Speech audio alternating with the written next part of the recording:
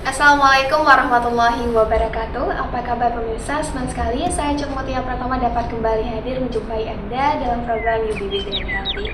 Dan untuk hari ini pemirsa kita mengangkat tema yaitu kesehatan tentang ibu hamil. Dan untuk itu juga pemirsa, kita telah hadir narasumber yang memang sangat spesial untuk hari ini yaitu Dr. Ayu dan Dr. Kenan. Welcome in Indonesia, Dr. Kenan. Exactly Aceh has. And selamat datang Dr. Ayu. Ya, apa kabar dok? Baik, alhamdulillah baik. Ya, and Dr. Kenan, how are you? Very well, thank you. Very well, thank you. Ya dokter, kita hari ini mengangkat tema itu tentang kesehatan kepada ibu hamil ya. Jadi banyak sekali mungkin wanita-wanita yang mau mengetahui bagaimana sih kesehatan untuk seorang ibu hamil menjaga kesehatannya. Dan mungkin bisa dijelaskan ya secara singkat apa sih itu kesehatan bagi ibu hamil. Oke, terima kasih ya. Kami di sini senang sekali diundang di acara ini, Icut ya. Jadi terima kasih. Ini saya ingin perkenalkan dulu ini tamunya ya, boleh ya, Icut ya. Boleh. Tak kenal kan minta saya. Iya. Oke, ya. Iya. Jadi ini Dr. Kina Bracken. Iya. Beliau ini adalah seorang dokter di Kanada. Dan seorang associate professor di McMaster University Canada. Jadi McMaster University Canada itu punya kerjasama dengan Fakultas Kedokteran Asia dan beliau ini sekarang disponsori oleh Academy Without Borders datang kemari membantu kesehatan ibu hamil di masyarakat Aceh. Jadi beliau ini baik sekali mau datang kemari meluangkan waktunya ya. 2 tahun yang lalu beliau sudah kemari. Lalu datang kembali kemari. Jadi kali ini membantu masyarakat Aceh seperti itu. Jadi seperti itu deh.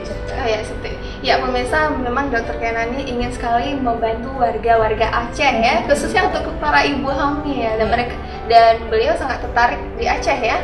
Dan mungkin Icut ada punya pertanyaan sendiri ya buat Dr. Kenan.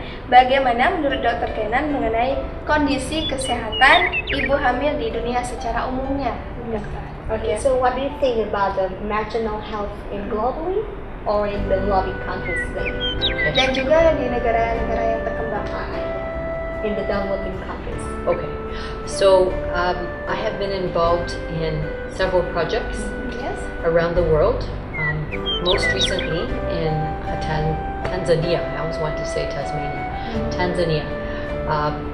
That country, like many in sub-Saharan Africa, has a large problem with many women dying in labor. Indonesia also has problem, but not quite as bad as some of those countries. So that is one of my global health interests, to help countries develop plan to try and reduce maternal mortality. Beliau ini sudah melalang buana ke seluruh dunia. Jadi yang paling terakhir itu beliau ini ke Tanzania. Itu salah satu negara di sub-Sahara Afrika. Jadi di sana itu beliau menemukan kondisi kesehatan ibu hamil yang sangat parah. Banyak sekali ibu hamil yang meninggal ketika melahirkan. Nah, di salah satu negara berkembang lainnya lalu dia melihat Indonesia. Nah, Indonesia juga punya masalah yang hampir sama, tapi jauh lebih baik daripada Tanzania, jauh lebih baik. Cuma punya masalah yang sama, angka kematian ibu kita masih tinggi.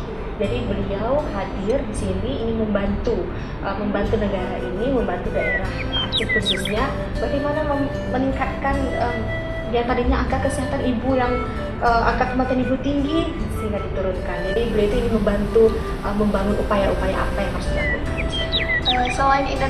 Selain negara Indonesia sendiri dan juga negara tadi, ada nggak negara-negara lain yang memang juga memiliki hal yang sama gitu? Okay. So do you think Tanzania has that kind of problems? Indonesia too? Do you think any other countries has that problem? Many countries. The World Health Organization has a list of countries because they try and collect data to say how many women die. For the most part, the numbers are coming down, but not quite down enough, because still many women die in some countries, in some areas, that could be prevented. So that's what we try to do. So Indonesia is, I don't know, maybe 27 on the list, but the worst is Sudan. Yeah, Sudan. Tentu banyak, ada list di WHO, Badan Kesehatan Dunia WHO itu punya list negara-negara mana yang punya angka kematian ibu yang tertinggi. Negara kita Indonesia itu di nomor 27. Jadi yang paling parah itu Sudan. Nah, jadi tentu banyak sekali negara yang punya masalah yang sama ini ya. Nah, jadi semua punya masalah yang sama, triknya juga harus beda-beda. Walaupun masalah yang sama, triknya beda-beda seperti itu. Biasanya trik yang berbeda-beda bagaimana? So, what kind of strategies each country has to do to do this? It's a very interesting question because Indonesia, for example, has done many things and has been successful to reduce the number, but it is still quite high compared to where World Health Organization would like. Jadi Indonesia sebenarnya sudah punya banyak sekali strategi untuk menurunkan angka kematian ibu. Beberapa di antaranya berhasil, namun di antaranya masih perlu dikembangkan. Tapi seluruh usaha yang dilakukan di Indonesia ini masih di bawah standarnya WHO. Jadi WHO itu punya standar capaian, ya kan? Jadi mereka harus mencapai itu sehingga bisa keluar dari listnya WHO ya, seperti itu ya, Dicut ya. Jadi Indonesia masih harus berupaya.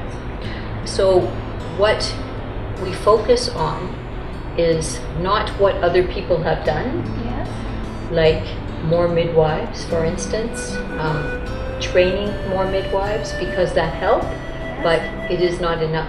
So the next step is to look at areas that maybe because they are far away from city or from hospitals, or maybe because like Pidijaya, they have earthquake, natural disaster, they have bigger problem. So that's why I am here with colleagues like Ayu to work on project to help come up with ideas to change in the community behavior and also link women with midwives and hospitals. Jadi di Indonesia biasanya strategi yang dilakukan itu adalah ayo memperbanyak bidan. Memperbanyak sebanyak mungkin bidan. Lalu sudah ada bidannya, diberikan training bidannya. Ternyata itu nggak cukup. Jadi butuh melakukan upaya yang lebih intens. Jadi kami proyeknya Dr. Kina di sini ingin ingin keluar dari kota itu kan, out of the box. Ingin keluar dari kota itu yang biasanya seperti itu kita lakukan lebih. Apa yang kami lakukan? Jadi kami ingin membangun satu proyek yang berusaha melingkan antara pasien ibu hamilnya dengan bidan, lalu dengan rumah sakit rujukan.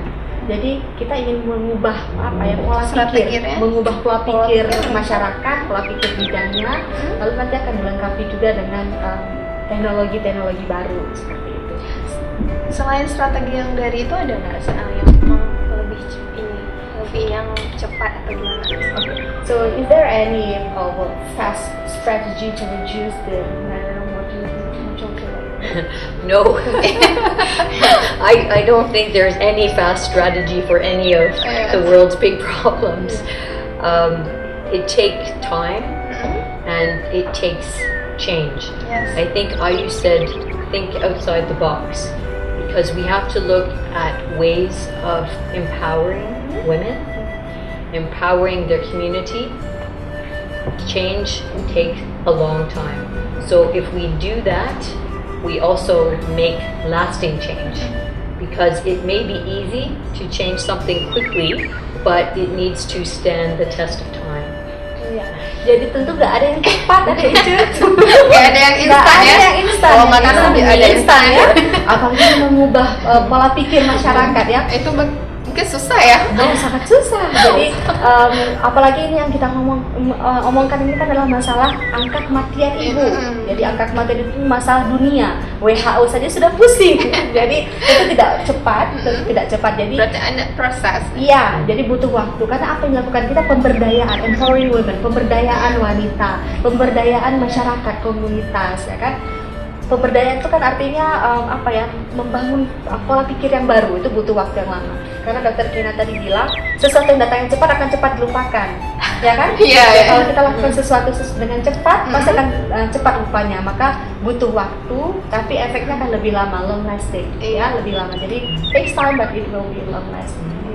Oke, Dr. Keman, mungkin selama di Aceh ya, ada nggak bagaimana melihat kondisi ibu hamil yang ada di Aceh? Tapi jangan dijawab dulu ya, kita akan menghadirkan jawabannya setelah jeda berikut ini. Jangan kemana-mana, tetap di UB Baby and Healthy.